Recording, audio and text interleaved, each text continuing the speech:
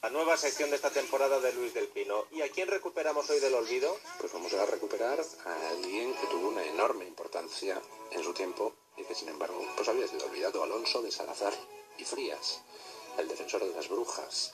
Lo de analizar los hechos históricos así en frío, desde la lejanía de nuestro tiempo, pues es siempre una estupidez. Por ejemplo, uno se pone a analizar la figura de Julio César y dice, pues hombre, era un maldito genocida de acuerdo con los criterios morales de esta época. Pero claro, hay que poner a las figuras históricas en su contexto. Con la Inquisición española pasa lo mismo. Uno dice, la Inquisición española, madre mía, ajusticiaban gente, torturaban. Y sin embargo uno lo pone en su contexto y dices, anda, pero si resulta que la Inquisición española fue un tribunal que era un tribunal en la época, donde los acusados contaban con un abogado defensor, cosa que no existía en ninguna otra parte de Europa. Y gracias a eso en España se mató a mucha menos gente que en otros países europeos. En España la Inquisición mató a unas 3.500 personas a lo largo de 3 siglos y pico. En Europa, en los mismos años, se quemó solo por brujería, no contamos los procesos de herejías y tal, a 60.000 personas. En algún cantón suizo se mató a tanta gente en 10 años como la Inquisición española en toda su historia. En la Inquisición española, precisamente porque era un tribunal garantista, pues el porcentaje de condenas a muerte era del 2-3%. La media en Europa, en los tribunales ad hoc que se creaban para juzgar brujas y herejes, pues era una condena a muerte de cada 2 enjuiciados. O sea, la Inquisición española, lejos de avergonzarnos, debería permitirnos sacar pecho. Oiga, nosotros teníamos un tribunal garantista cuando nadie sabía qué demonios era aquello en ninguna otra parte del mundo. Si decías que demonios, también ibas a la hoguera. También. Tan era así, mire, eso me viene bien para la siguiente cosa que iba a decir. Tan era así que cuando los delincuentes comunes eran arrestados en España por robar, por matar, por agredir, lo que hacían, el truco al que recurrían, truquillos jurídicos, pues era, delante de los justicias del rey, blasfemar para que los pasaran al tribunal de la Inquisición, porque era mucho más benévolo que los tribunales ordinarios. Fíjate, La Inquisición, con todo lo que te ha contado y dicho, pues la gente prefería ser juzgada por la Inquisición.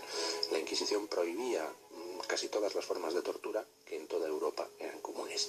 Y gracias a la Inquisición y gracias a Alonso de Salazar, un español olvidado, pues en España no tuvimos procesos de brujería, tuvimos uno, el proceso de las brujas de Zugarramurdi, y fue el primero y el último, gracias a Alonso de Salazar. En unos años, 1610, donde en toda Francia se había desatado la furia de la caza de brujas y toda la histeria contra las brujas, eso se trasladó, cruzó la frontera y se trasladó a toda la zona de Navarra y empezaron a aparecer acusaciones de brujería a cientos. Y gracias a este hombre que se dedicó a recorrerse Navarra recabando testimonios, al final concluyendo que todo aquello eran alucinaciones, histerias colectivas, mentiras, gracias a eso la Inquisición española jamás volvió a hacer ningún proceso de brujería. Es decir, en España se acabaron los procesos contra las brujas 300 años antes de que en otros países se dejara de matar a gente por bruja. y este tipo era un clérigo. Este tipo era un clérigo, era un sacerdote, Alonso de Salazar y Frías, nacido en Burgos hacia 1560, 1560, una cosa por el estilo.